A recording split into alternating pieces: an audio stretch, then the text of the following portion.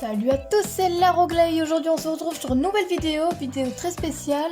Alors déjà pour commencer, là vous voyez deux combattants ensemble. Les pros des combattants s'inquiètent, mais je vais vous expliquer tout en détail. Alors donc aujourd'hui je vais vous présenter mes combattants. Donc j'en ai fait déjà un pour Azulite qui est celui-là. Et une petite nouvelle, une petite femelle, c'est Lizolt. Alors, avant de critiquer, veuillez regarder entièrement la vidéo. Parce que je ne fais pas ça par hasard, je sais les risques que peuvent causer un combattant mâle et femelle ensemble pendant plusieurs jours, même plusieurs mois. Donc je vous explique tout en détail sur cette vidéo. Pour commencer, Lizolt est un petit combattant qui était jeune que j'ai acheté dans une animalerie spécialisée en aquariophilie. Donc c'est un combattant placat koi, donc c'est vraiment magnifique ces espèces là je trouve. Donc au début tout allait bien, il mangeait bien, il faisait même des lits de bulles. Et tout d'un coup, d'un jour à l'autre, il se pose au fond et il veut plus manger, enfin il se laissait mourir. Donc suite à des modifications de comportement, je me suis demandé s'il n'y avait pas une maladie. Et il n'y en avait pas, c'était comme s'il déprimait. Et pour ceux qui disent que les poissons dépriment pas, ça dépend certains, hein. Ça dépend des espèces et du comportement du poisson. Car chaque poisson a un comportement différent, même si c'est la même espèce. Donc littéralement il se laissait mourir.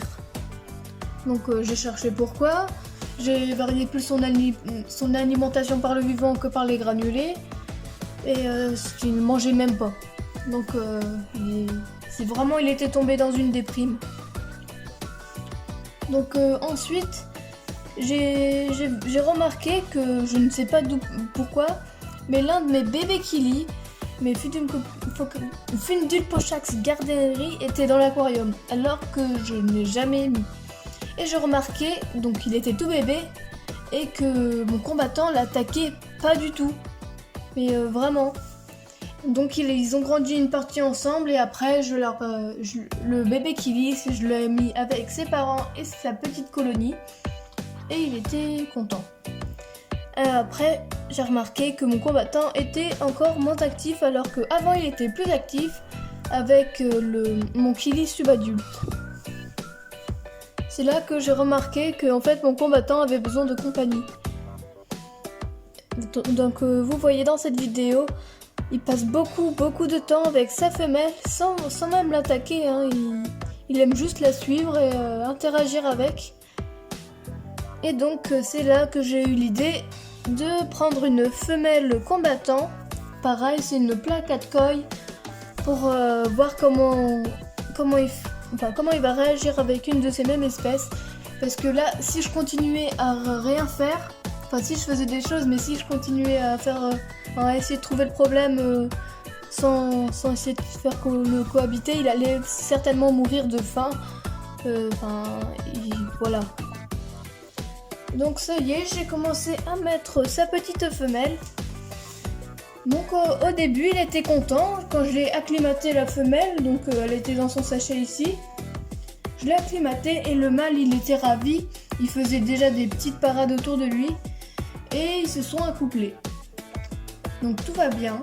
Donc comme vous pouvez le remarquer, ma femelle est un peu maladroite, donc c'est pas le mâle, j'accuse pas le mâle, c'est parce que j'ai des octostones ici et des fois elle aime bien se planquer derrière les octostones, donc les roches dragons.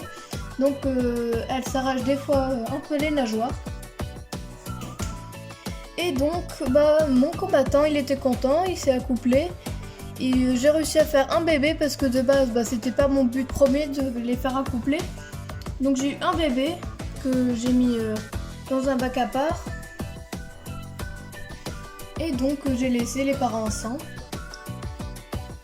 Et après, je les ai laissés et comme vous voyez, ils s'entendent à merveille. Donc en fait, mes combattants ont vraiment un très bon caractère, c'est très rare. D'habitude, les combattants aiment vivre seuls, c'est pas une idée reçue, c'est le cas. Sauf que le mien, il vit en couple. Et ne vous inquiétez pas, je le surveille tout le temps. Et si vraiment il y a un truc qui va pas, j'ai un bac ici de secours.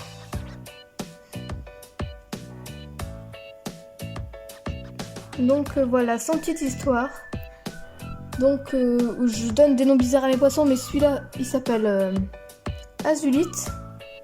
Et la petite femelle qui se cache au-dessus, c'est l'Isolte. Donc je leur ai donné le même prénom mais avec des mots mélangés.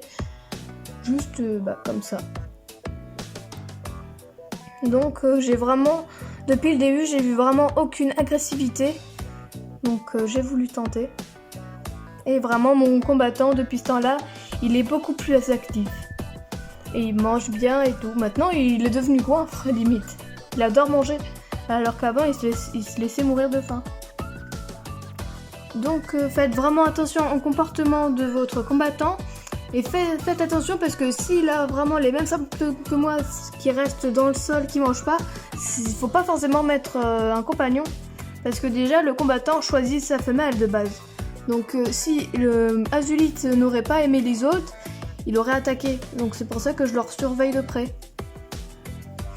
Mais aussi si il a les mêmes symptômes que moi, que le mien, ça peut être aussi une maladie, du genre pourriture des nageoires, ou même l'hydroprisie.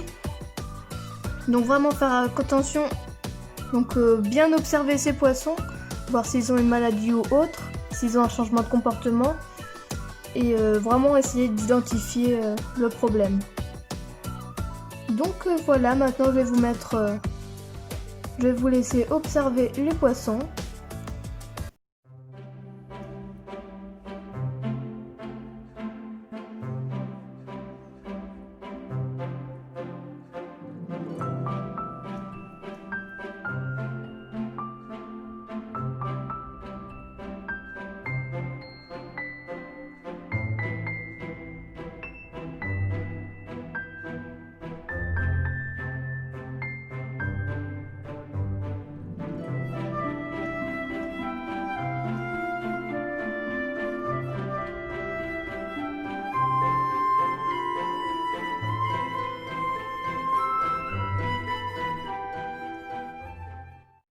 Donc c'est la fin de la vidéo, j'espère qu'elle vous aura plu.